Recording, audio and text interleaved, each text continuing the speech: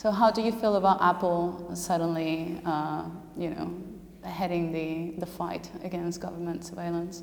So this is a really complicated case because for somebody who's concerned with the protection of rights, you never want to be in a position where you're applauding a corporation because corporations aren't really normally interested in human values. They'll say they are, they'll say this is wonderful, but they do that because it aligns with their business interests. So they're imperfect. But at the same time, having a very powerful corporation that does have aligned interests and is willing to take some risk to stand up for the rights not just of their customers but sort of everybody is a very valuable thing.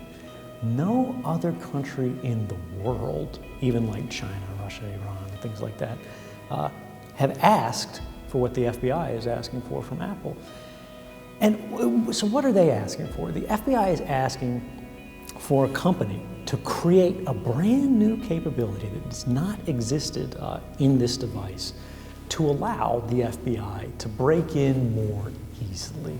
Now, this is a very dangerous thing because it's not about one phone, it's about all phones. And if it works for one company, it works for all companies. But more dangerously than that, even more than losing faith in the security of these devices against the US government, is the fact that if a company decides that it works for one government, it has to work for all governments. Because if Apple says, oh, we'll give the US government a backdoor, China's going to immediately say, well, you have to give us access to the same backdoor or you won't have access to our markets. Very soon we'll have devices that journalists must rely on to be able to talk to their sources and things like that in a normal way, in a private way, in a confidential way, to be able to coordinate with dissidents to get the other side of political stories. A device that has a backdoor in it cannot be secure.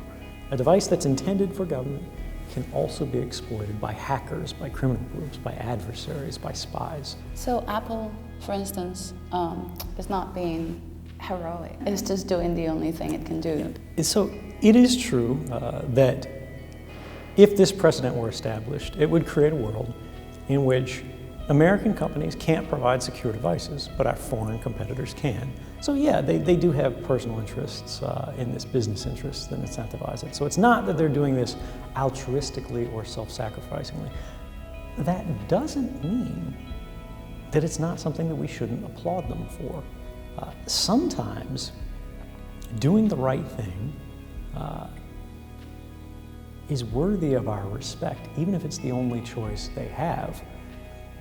Because, not even if it's the only choice they have, but it's still worthy because they do have other choices.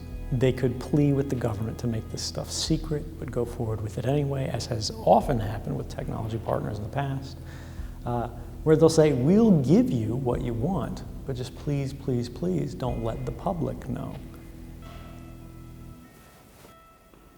That wouldn't last long. So. I think that's less convincing of an option to them than it used to be.